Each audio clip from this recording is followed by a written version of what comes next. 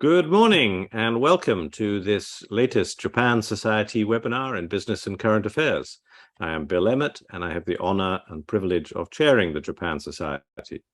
This is the second in our regular now quarterly series of discussions between myself, Jesper Koll, and a third special guest that we are going to run, as I said, quarterly. The first one was exactly 3 months ago, and we are keeping up the calendar. These discussions are intended to bring us up to date on Japan's latest economic situation, the big issues that are stretching policymakers and market participants in the Japanese market, but also from abroad, and then to explore what some longer-term questions that are particularly pertinent. Jesper Koll is, I'm glad to say, well known to you all as a friend of the Japan Society and a friend of mine for a very long time.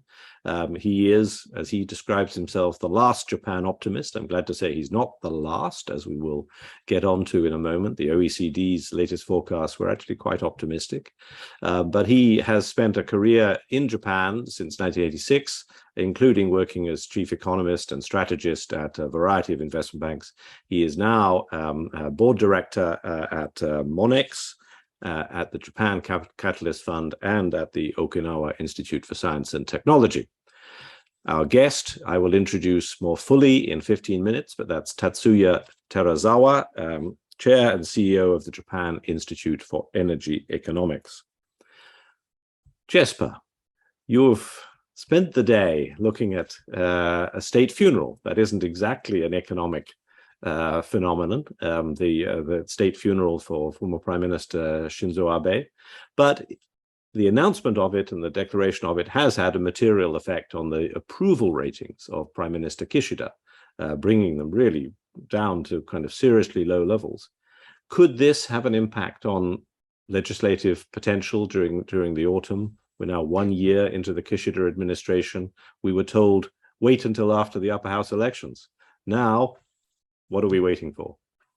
I think that there is not going to be any significant impact on the legislative process, because you've got to remember that, the LDP does have de facto a 2/3 supermajority with its coalition partners. And from that perspective, I think that Kishida's track record, which actually has been perfect, so far 100% of the bills that the LDP introduced into parliament, 100% actually made it into law within one session. And I think that, yes, Prime Minister Abe, the late Prime Minister Abe, for many in the Japanese population was controversial. It's ironic because, remember, during the 3 lower house general elections that he actually called, basically in all of them, he got a very, very sound super majority for the LDP. But it's just one of these things. Prime Minister Abe, I think one of his favorite words was Tina. There is no alternative. And remember, when he came to power, Japan was in a crisis. And he did make decisions. Sometimes he made decisions, sort of overruling and speeding up the natural consensus building process here. And as a result of that, there is some disgruntlings about the whole thing. But for Prime Minister Kishida, he made, in my personal opinion, the right decision. This is a state funeral. Japan is a normal country from that perspective. And now it's time to move on. And the next 2 months are going to be very, very critical, because it's the budget process, which really, for all intents and purposes, is where Kishida is going to have to show that new capitalism is not just some slogan, but that there is actually legislation, that there is tax policy, that there is spending policy behind it. One thing that I think has been announced, well, not budgetary, but has been announced that will have produced a round of applause among all the people attending this webinar, is the decision to open up to overseas visitors, to reinstate the visa exemptions for 68 countries as of October the 11th. this is also coming with a National Tourism, what do I get the right word? National Tourism Travel Support Act, rather. A kind of repeat of the Go To Travel initiative. Is the opening to tourism, admittedly starting off in the winter season, going to have a material economic effect, do you think? And is this act that's going to be subsidizing certain forms of tourism going to have a material effect, do you think? Yeah, I think the answer is absolutely yes. As you know, the speeding up of domestic tourism is actually much, much more important. Yeah. Just to put things into perspective, if you look at the numbers, at the peak in 2019, before the pandemic, inbound tourism, was about 5 trillion yen, just shy of 1% of GDP. But domestic tourism was actually 23 trillion. Wow. So the 5 trillion went to basically zero, and the 23 went to 7. And so going from 7 back up to 23 basically is about 3 times more in terms of the spending power, than the inbound tourism could unleash. So yes, of course, for the global stage and for Japan's global reputation and for the communication and letting in more students, etc., the inbound and installing the visa waivers is absolutely key. But Kishida, in my personal opinion, is right to actually put additional incentives for domestic tourism to actually come back, because that's where the big multipliers are going to come from. And this, by the way, Bill, is very, very important, because Governor Kuroda from the Bank of Japan, is correct. He points out that Japan still has a GDP gap. So the gap between potential growth and actual growth actually is still negative here in Japan by about 2.5% to 3%. And actually, if indeed, we do get the domestic tourism coming back from 7 trillion yen to 23 trillion yen, that actually fills the gap. So if the campaign is successful, then actually by the end of the year, Governor Kuroda's current argument that, hey, it's too early to tighten monetary policy, actually that argument would start to fall away. That's a very powerful point. I mean, it's worth mentioning that the OECD yesterday produced its interim economic outlook, which obviously in Europe and America, a lot of the attention was on the pretty pessimistic forecast that the OECD produced about our countries, Britain going down from 3.4% growth this year, mainly in the first half already passed, and going down to basically zero next year. But the forecast for Japan was actually relatively optimistic, 1.6 this year, I think, and still 1.4 next year, which means that they've joined you as Japan optimists, I would say. I mean, they are, or rather put another way, they're not expecting a big hit on the Japanese economy from either the fall of the yen, or maybe it's positive, or the energy price crisis, which we'll go on to talk about. Yeah, it is very interesting because I think that if you look at the data, the sort of high frequency stuff, the one thing, Bill, that stands out as being very positive is actually business investment expenditure. So, the whole idea of Japanese corporations, beginning to upgrade their domestic capital stock. Whether that is, to improve the whole digital infrastructure, whether it is to actually put in more effective and efficient robots and machineries, capital deepening in the existing factories. It's very interesting when you look at the details of the Tankan, the Nikkei, the Japan Development Bank. They all have these surveys on capital investment expenditure. The forward projections are pretty broad-based in terms of upgrades to business investment expenditure plans, which is really, really good news, because at the end of the day, yes, consumption expenditure will always make the headlines, but for an economist, it really is business investment expenditure, capital formation that ultimately boosts prospects for future productivity growth, for actually lifting the potential growth rate of the Japanese economy. So that aspect of the Japanese economy is actually very, very encouraging. And it's interesting, Bill, finally, we've had a couple of companies actually committing to build new factories here in Japan. Oh. And it's very interesting. One of them is actually, it's one of my favorite companies actually, is Shiseido, the cosmetics company. And it's very interesting. They actually closed their factory in the People's Republic of China and are opening a new one here in Japan. And the reason is not labor costs or all this complicated stuff that analysts like to talk about. It's the recognition that the Made in Japan brand actually allows them to charge a 40 to 50% premium over something that is made by Shiseido, but actually produced in an offshore factory. So for luxury brands, the Made in Japan value actually, is very, very real and does actually give them some pricing power. Wow, that's very significant. And that's very much like what's been happening in Italy, where, yes, there have been companies moving out into Central Europe and so forth, but actually a great emphasis on the premium aspect of Made in Italy, particularly in fashion, of course, but also in machinery and quite high technology things. Now this output gap that you described, or GDP gap, is obviously vital in driving that question about capital expenditure and particularly labor-saving expenditure that could come next year. As you said, that could finally be the trigger for Kuroda-san to tighten. But what we have seen is that the authorities have intervened to support the yen. Which at one point it looked like might not happen. What do you think triggered that? And was it obviously at some point there had to be some sort of end called to the slide of the yen? But what triggered it, and how should we interpret it?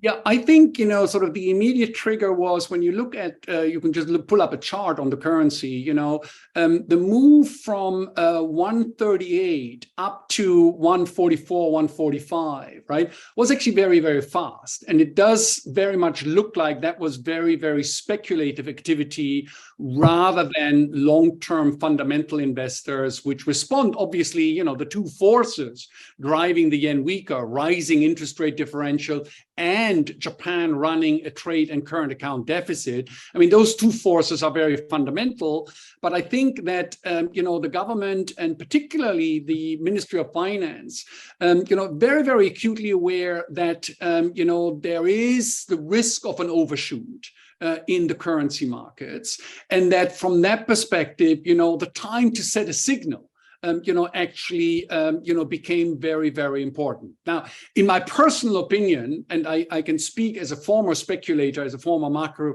hedge fund speculator, right now, I think this will just give liquidity to the markets. And it's interesting, the data finally is out. It looks like they spent $25 billion of their foreign exchange reserves, which is actually more than they spent the last time they intervened, when the yen weakened. In 1998, $25 billion is more than they spent the entire 1998. So there's a substantial amount that actually has been put to place. But I think it was very important for the authorities to actually put a line in the sand. Now, I will tell you a funny story, because I actually wrote a piece just sort of thinking about the consequences of a weaker yen. And you can actually calculate that if dollar yen goes to 170, 180, right, that then actually a nurse from the Philippines is better off working in a Manila hospital rather than in a Japanese hospital. So, the pressure and strain that you actually have as Japanese labor becomes so super cheap, that is, I think a big, issue that needed to be addressed as well. And I can tell you, Bill, one thing that has changed over the last 3 months is you find that particularly in the technology area, the global tech companies are poaching Japanese technology talent from Japanese companies because somebody, a software engineer in Tokyo is now about 75% cheaper than in Silicon Valley, and actually about 30% cheaper than in Ho Chi Minh City in Vietnam. So, it's the arbitrage is here. Either capital comes to labor, which would be inward direct investment, or labor goes to capital. And there's a lot of liquidity in the market for high-tech people here in Japan, with global companies poaching talent from the Japanese companies. And I know that the Ministry of Finance was very, very acutely aware of that and wanted to put a line in the sand. Fascinating. No, that is interesting. There's some premium that actually finally gets skilled people to leave Japan, which has always been quite a tough thing to do.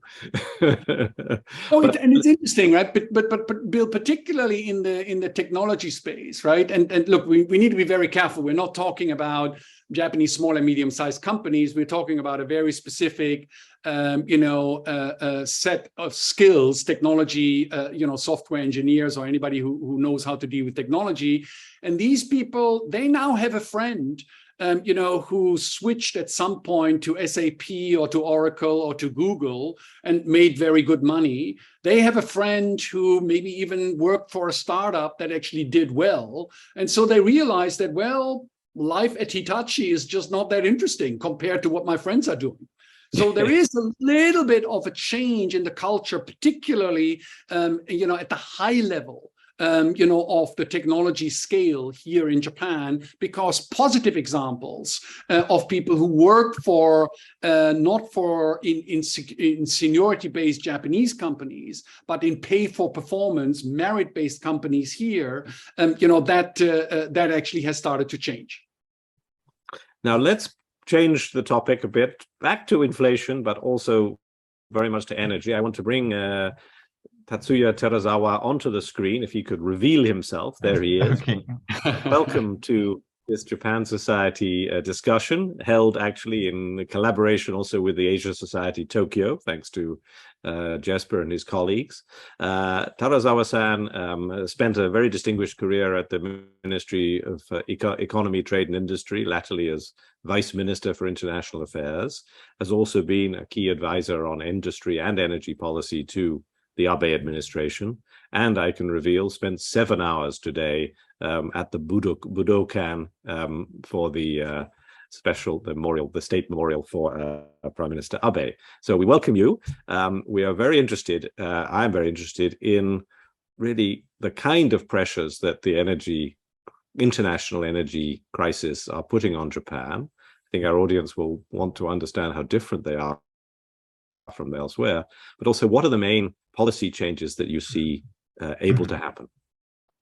Well, Japanese people, the industry, are facing the same kind of pressure from the increase in energy costs as anywhere else in the world.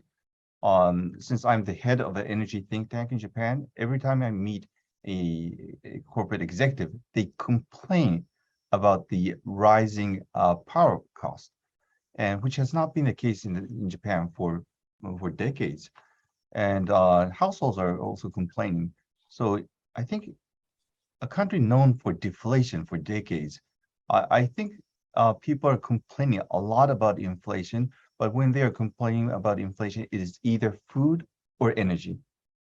So I think the pressure from the energy cost increase is real.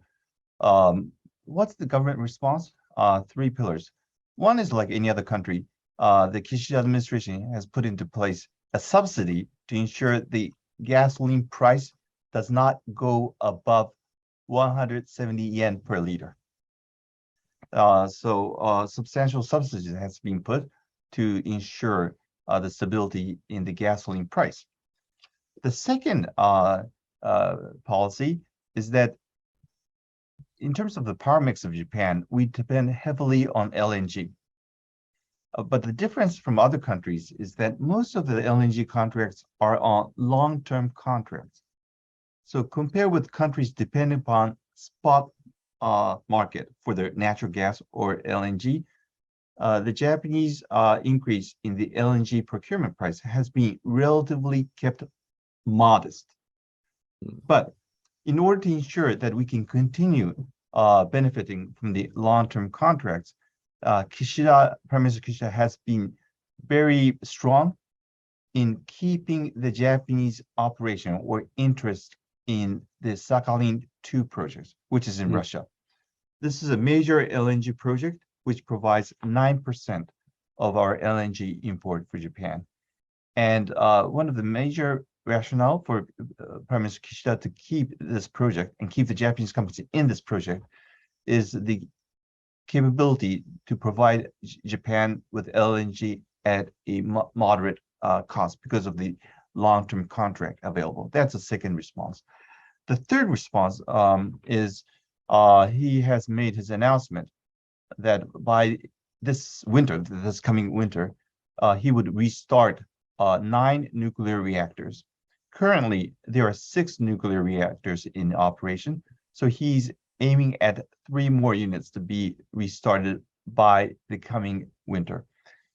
He further went on to instruct the government to support the restart of 17 nuclear units after the summer of next year. What is, I think, very significant is that since the Fukushima nuclear accident, nuclear has been a taboo for politics. Even with the late Prime Minister Abe, who enjoyed strong popularity, he stayed away from nuclear issues. This is the first time in 11 years, since 2011, that the Prime Minister of Japan is pushing a nuclear agenda.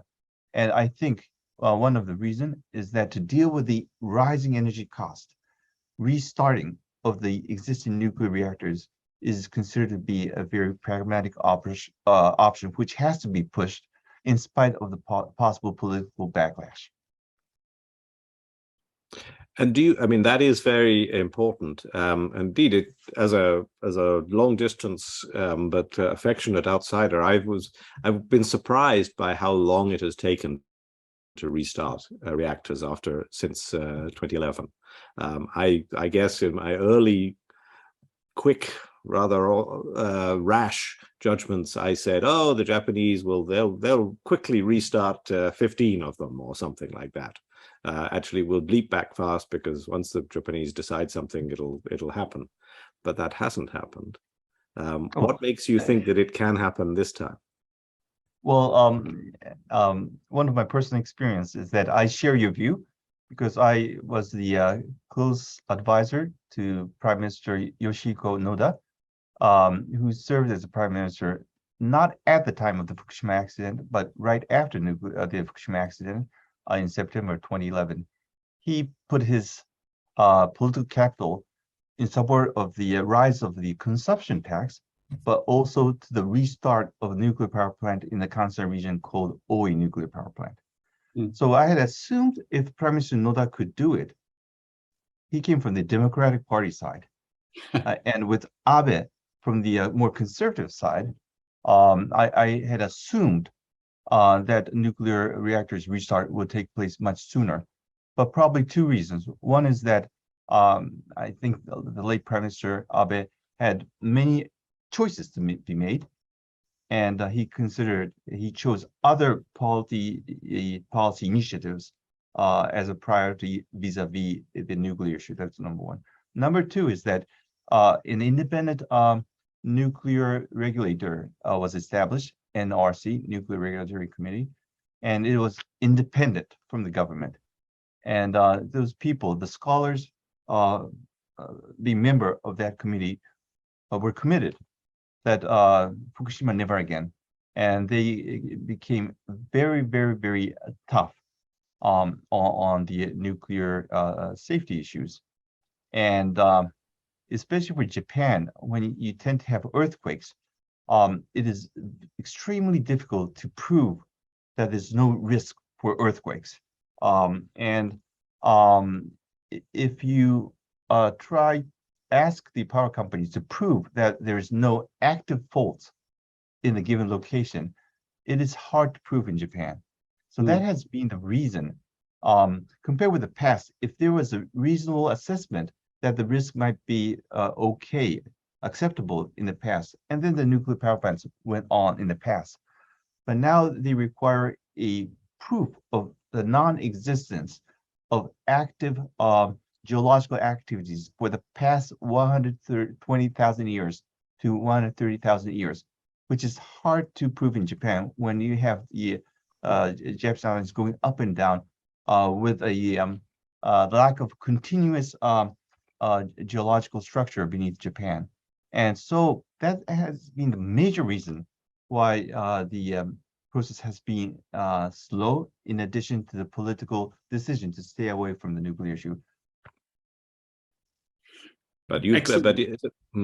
Jesper, Bill, go ahead. No, go ahead. Well, Bill, go ahead. I was really going to say two things. One, do you think that political choice is clear, that he's definitely committed to that? Because as you say, the geological problem stays the same. You can't have all the power stations in Okayama Prefecture. You have to make some choices. But secondly, how does this fit into the wider energy policy choices, particularly about other forms of energy that we're all talking about in our countries? Okay. For your first question, after Fukushima, 24 nuclear reactors had been retired. And there are 36 remaining nuclear reactors, including 3 in operation.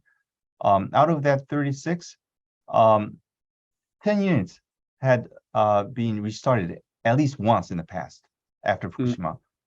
And there are another 7 units which have gone through the nuclear safety process. So when Kishida was talking about 17, this is 10 plus 7, 10 units that had at least been once restarted, and 7 that has received an authorization for the Nuclear Regulatory Committee.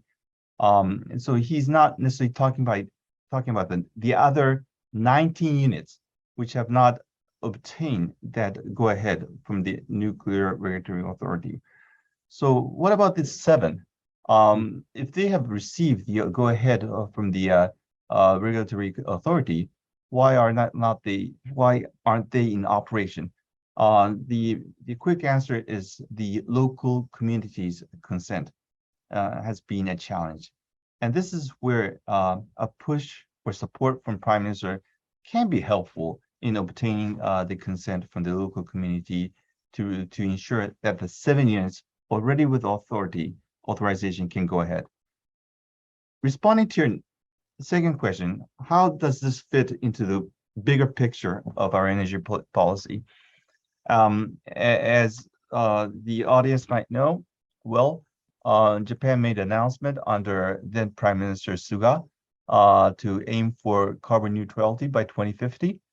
And under the leadership of his leadership, we set the goal of 46% reduction in greenhouse gas by 2030, vis-a-vis 2013. These goals are extremely ambitious. Since 2013 until 2020, we have succeeded in reducing GHG, greenhouse gas, by 18%, but that was helped by the COVID-19 lack of activities. If we normalize our economic activities, the 46% reduction by 2030 and the carbon neutrality by 2050 is extremely challenging. If we are to realize carbon neutrality in Japan, especially with a country which face constraints in the use of renewable energies, we don't enjoy the strong and constant wind that people in UK enjoy. And we don't have the seas surrounding Japan like the North Sea, which is relatively shallow, so you can go offshore for wind power generation. In Japan, the wind is basically not that strong, and the sea surrounding Japan goes deep right away. So unless we develop floating type wind power generation, the wind power generation in Japan face constraints. So that leaves, for the time being, pushing for solar panels in Japan as the most promising tools to push renewable energies. And in fact, we have been pushing for that with the feed-in tariff system policy. As a result, the installment of solar panels as a per flat area base, Japan is by far the most intensive installment of solar panels in Japan, in the world. And so what is the challenge is that we are facing the opposition for local communities, not against nuclear, but solar powers have been a problem getting the consent for the local communities. So this is, the overall goal is ambitious. We are facing constraints with renewable energies. We are pushing for that. But if we are to realize the carbon neutrality with our constraints that we face with renewable energies, we would have to put into place nuclear. And so at some point, we would have to start constructing new nuclear power plants.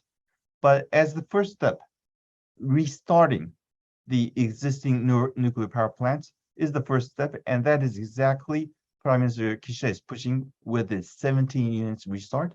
The next step would be the extension of the operating life of the existing nuclear power plants.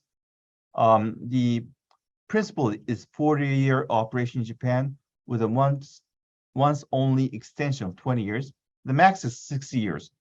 But Prime Minister Kishida has asked the government to review the possibility of extending the operating life longer. For your reference, in the US, 80 years of operation is possible in the US.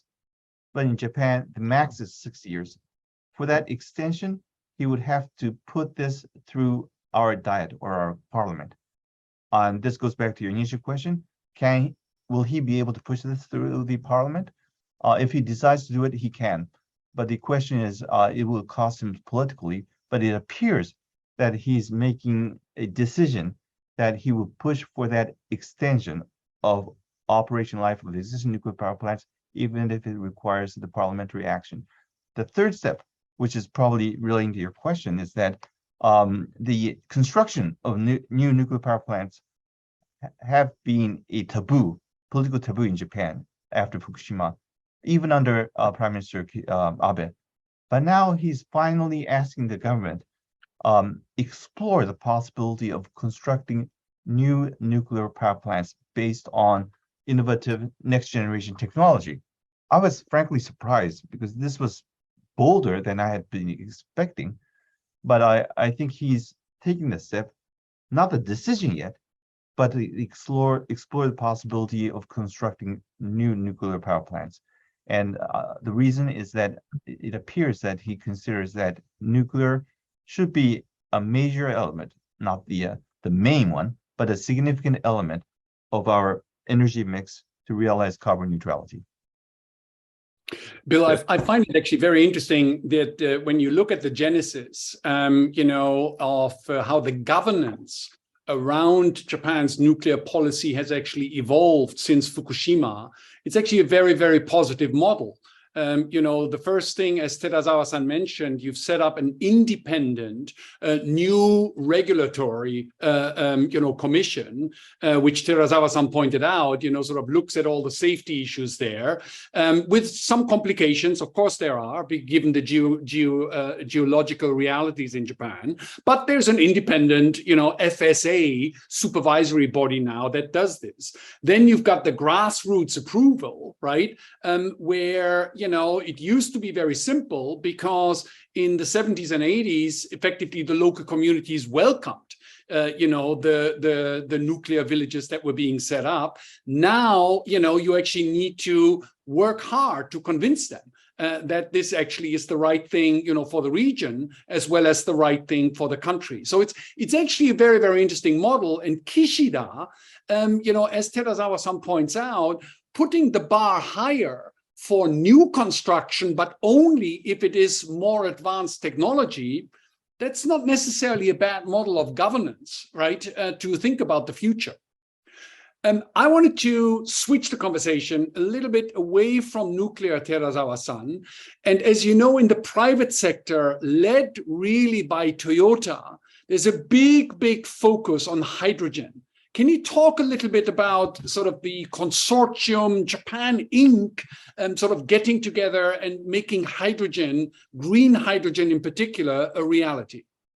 Well, to answer your question, I would have to explain to the audience why Japan has been talking about hydrogen. And in fact, Japan was the pioneer in talking about hydrogen. And there are several reasons, but one reason is that, as I have explained, there's a limitation in the potential for renewable energy in Japan. And we cannot import solar power in Texas. We cannot import wind power from UK. And there's no power transmission lines connecting UK or Texas with us. So the only way to import renewable energies pragmatically is to use the renewable energies to produce hydrogen from water using electrolysis, and then transport that hydrogen to Japan and use that hydrogen. So use of hydrogen in one way is an indirect import of renewable energies from other countries. We can import from Australia or Chile, wherever it is, we can import the cheapest hydrogen, de facto renewable energies import. That's one thing.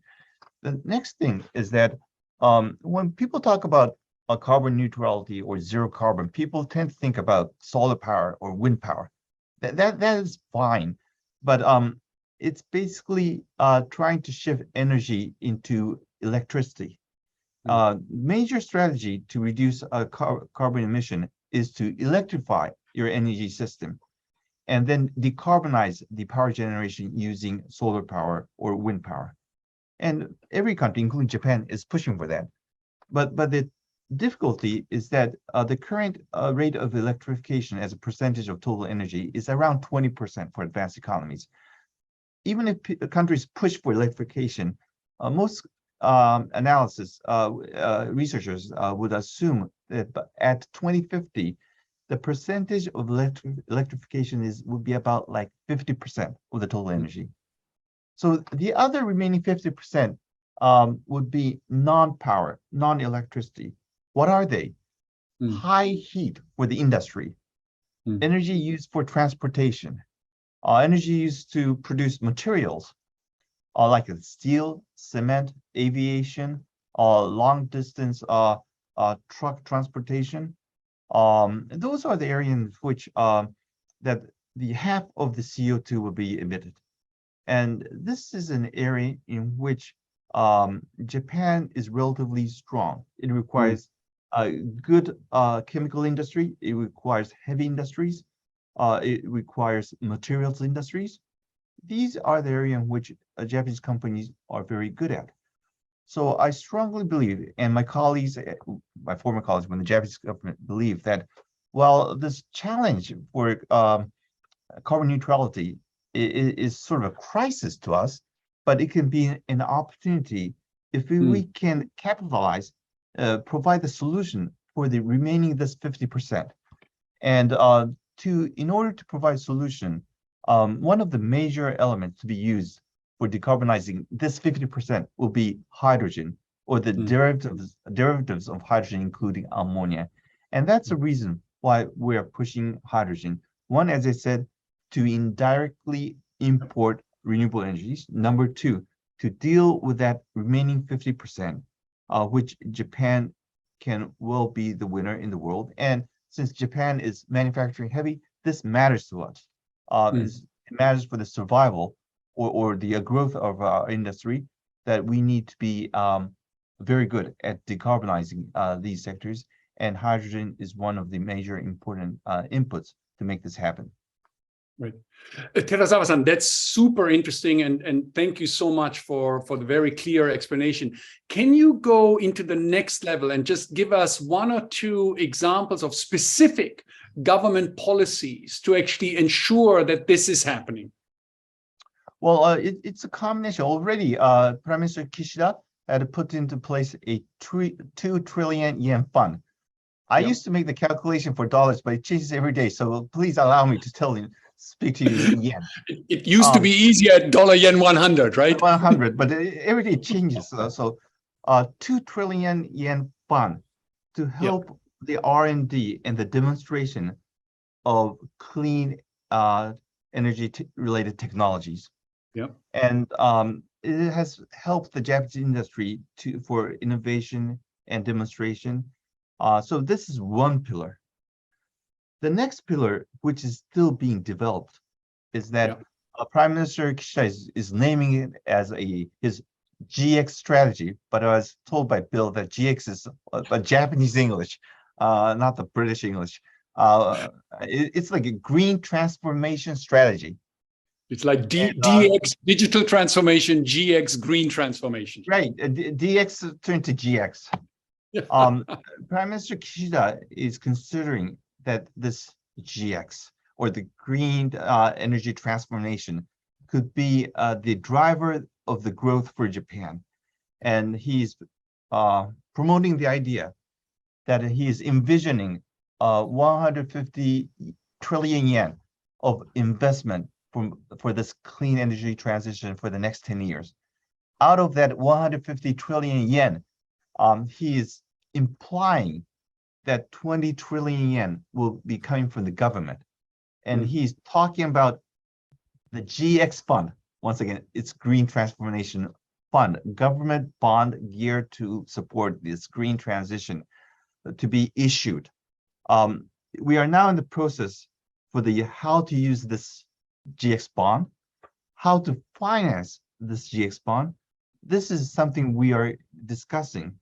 And in the next few months, toward the end of this year, by the end of this year, everything gets decided by December in the Japanese fiscal calendar.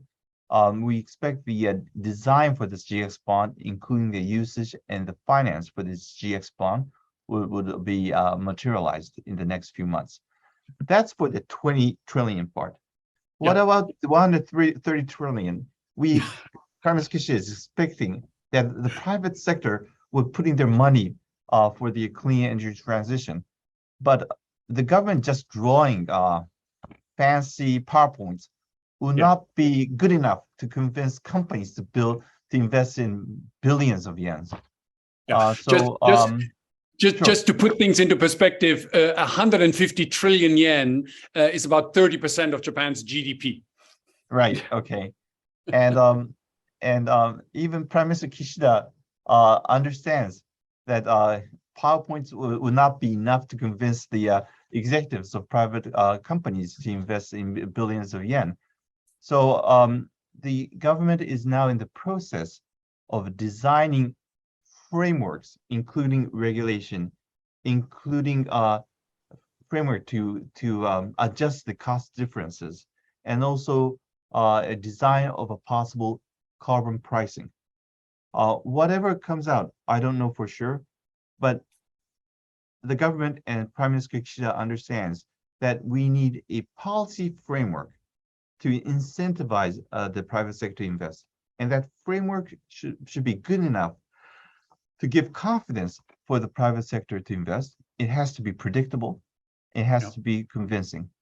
And it can be a combination of a number of policies, as I said, regulation, some sort of carbon pricing, and maybe a system to offset the cost differential. One of the policy that we are studying is the CFD, cost for differentials, introduced in the UK, which was used to promote renewable energies. We understand the UK would be using that to promote hydrogen as well.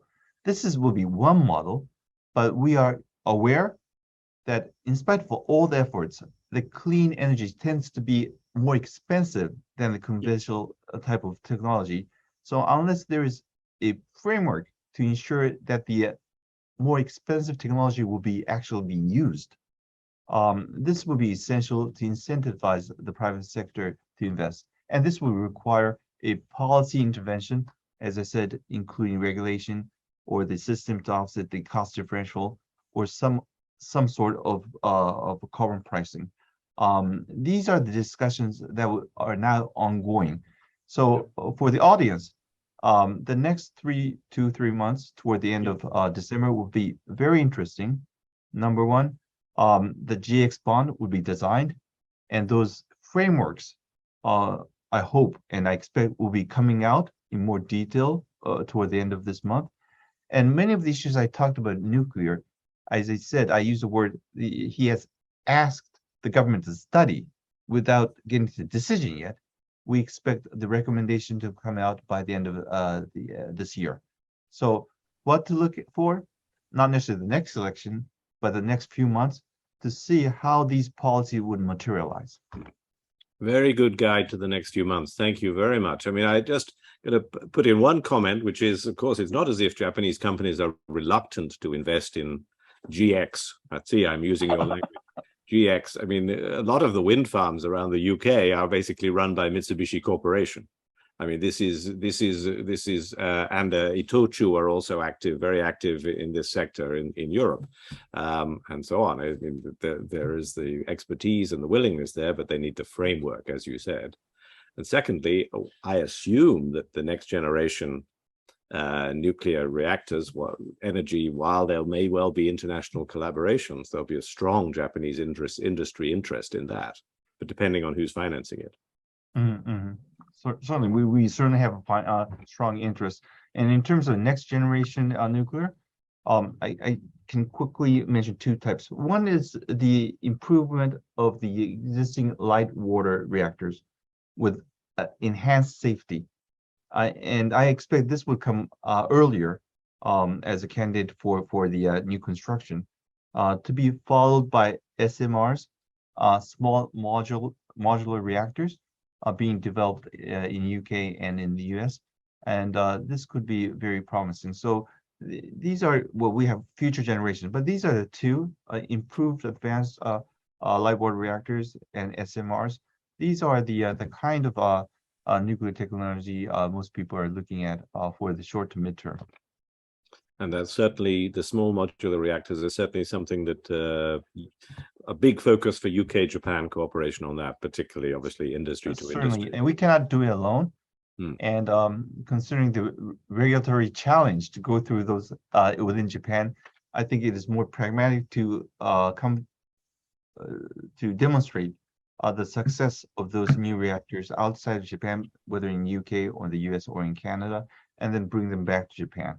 So this is something that will lead to global cooperation. Terazawa-san, if you have a little bit more time, and sure. I'm interested in sort of stepping back at the higher level, because this is absolutely fascinating in the sense that you've got a new focus and a sense of urgency on energy policy in Japan. I think that that's very fair to say. And if I could ask you for your personal sort of opinion, you have been a top METI bureaucrat, one of the leaders there. If you could step back, sort of the cooperation that you get from Japanese industry for the government top-down initiatives, I mean, has that changed during your career, sort of compared to 20, 30 years ago? Because sometimes you get the impression that, industry sort of doesn't want to really listen to the government in the way that they used to maybe during the 70s and 80s. Just your personal opinion, is Japanese industry, are the new generation CEOs receptive to industrial policy and METI-led strategies? Well, I think it depends upon the sectors. Jesper, you're right. When we were facing many trade frictions with the US or other countries, we are criticized for engaging in industrial policies. Yeah. So there was a tendency for the Japanese government to be cautious in engaging in industrial policies, and the same from the industry. That was the first trigger to reduce the relative importance of industrial policy in Japan, maybe in the 80s and 90s. And also the change in technology. In the 70s, 80s, it was relatively easier for catch-up. We had a model to catch up. But when we became the front runner in many industries, it was hard to foresee the future, especially for bureaucrats. We didn't have any textbooks to read into. So I think those two combination, and maybe also the burst of bubble, those three factors resulted in the weakening of the relationship between the government and the industry. But now it is my sense that with this green or the clean energy transition, people, as I explained, it cannot be driven purely by market force alone. There has to be policy intervention.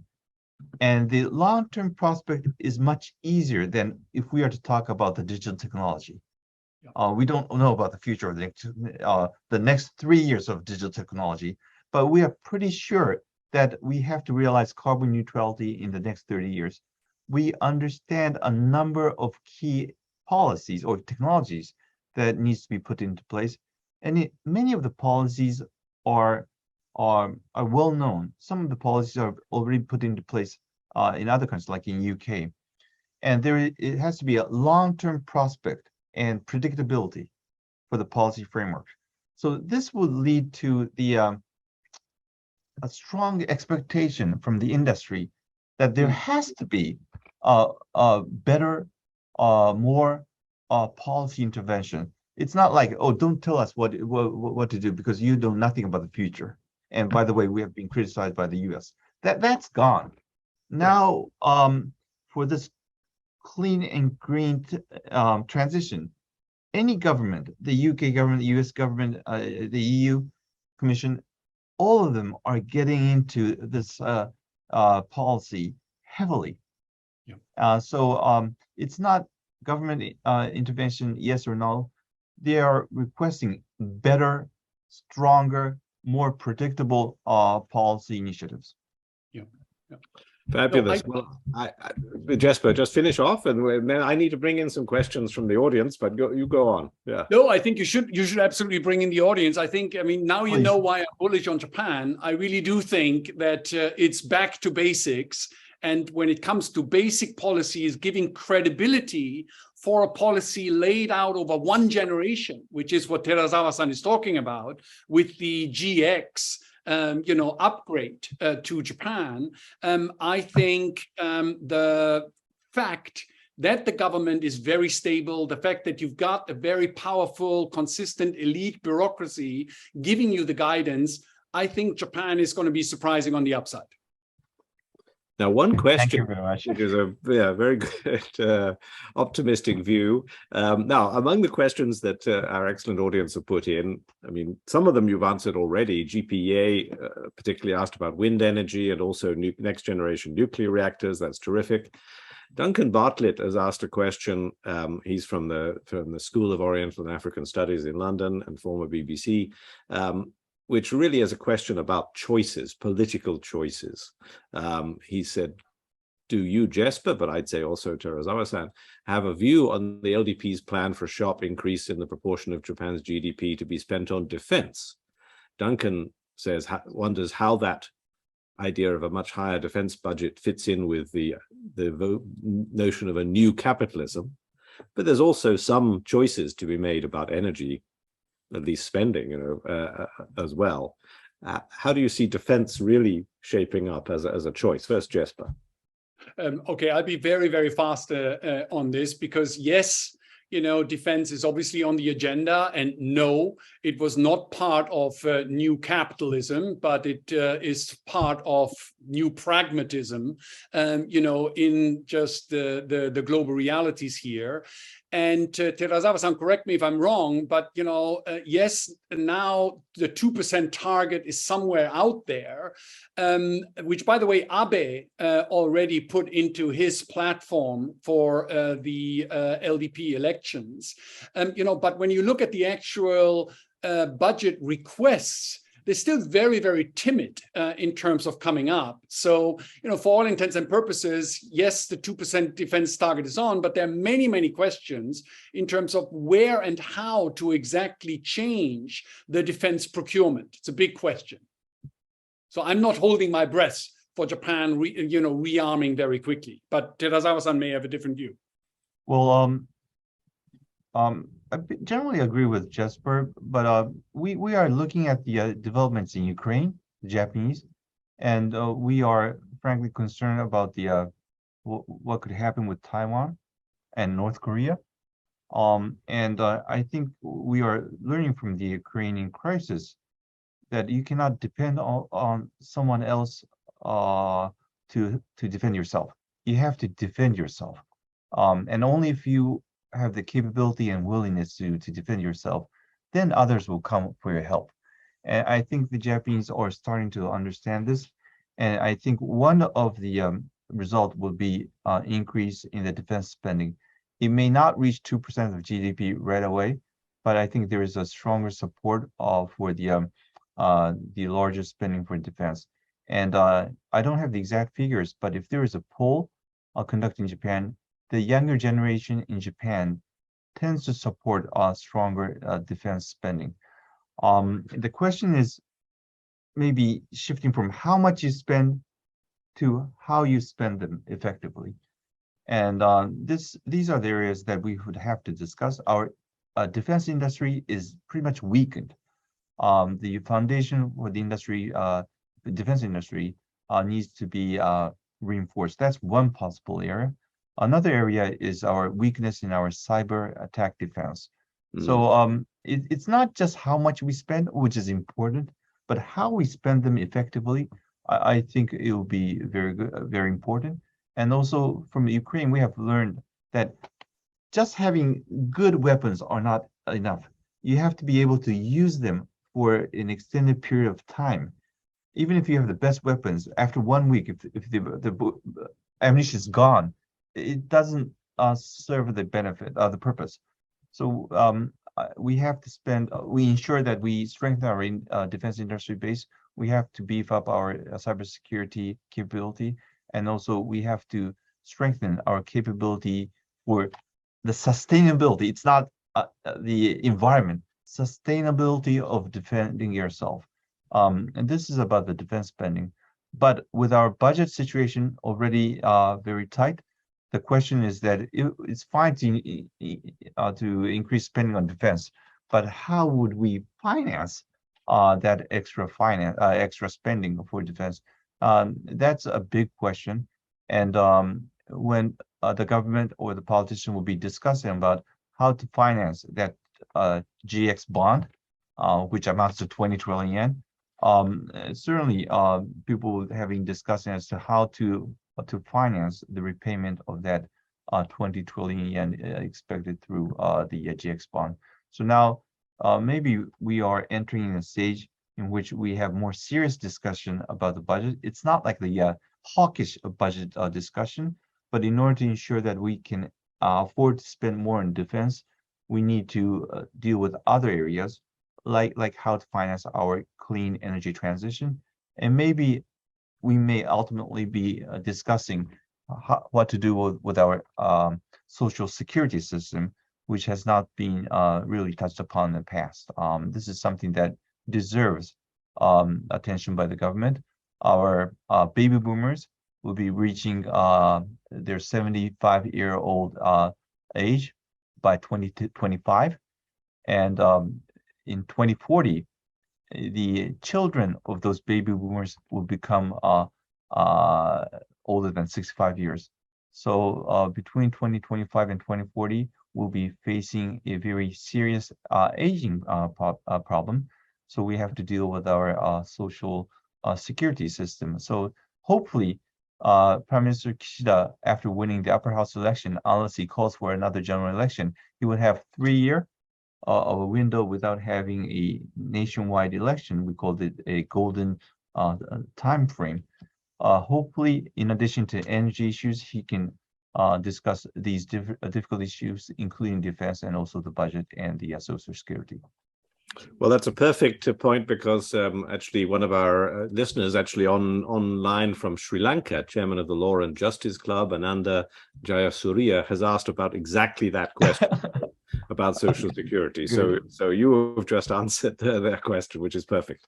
And we're coming right to an end, but let me hand over to Jesper to say some last words. I just want to make one final point on defense, which is actually very, very serious, which is, what is Japan good at on the defense side? Japan builds the best, diesel electric submarines in the world. And so in the negotiations about defense spending, it's obviously, there's some materials where, yes, you will rely on your American partners, to basically produce them more effectively. But then for Japan's industrial strategy going forward, there are one or two areas like those diesel electric submarines where Japan, yes, should be allowed to actually become more of a defense exporter and supplier to other areas. So I think it's not just a question of, let's buy more rockets and more tanks. It's actually something that you need to think about more strategically. Fighter jets is what America builds, for example. Submarines is what Japan builds. Let's see whether there's some burden sharing that can actually happen. Very powerful point. And I would only add, just to reinforce, if I was choosing some priorities, I probably wouldn't be building kit at all. I would be focusing a lot of emphasis on cybersecurity and actually intelligence. I mean, intelligence broadly defined, both of which I think are key vulnerabilities for Japan myself. Well, we've had a wonderful discussion. We're at, unfortunately, at the end of our hour. We've stolen more of Terazawa-san's time than he was expecting, but it's been a great discussion, very enlightening on energy. Thank you so much, Terazawa-san. Thanks you so much, Jesper, as always. And thank you to the audience, both from the Japan Society and the Asia Society Tokyo, for being with us and sending in great questions. We will be back, Jesper and I, in 3 months' time, and we hope to see Terazawa-san again sometime in the future. And I'll definitely come and see you next time I'm in Tokyo. Sure, I'm looking forward to visiting London as well. Absolutely, you'll be very welcome. Well, great.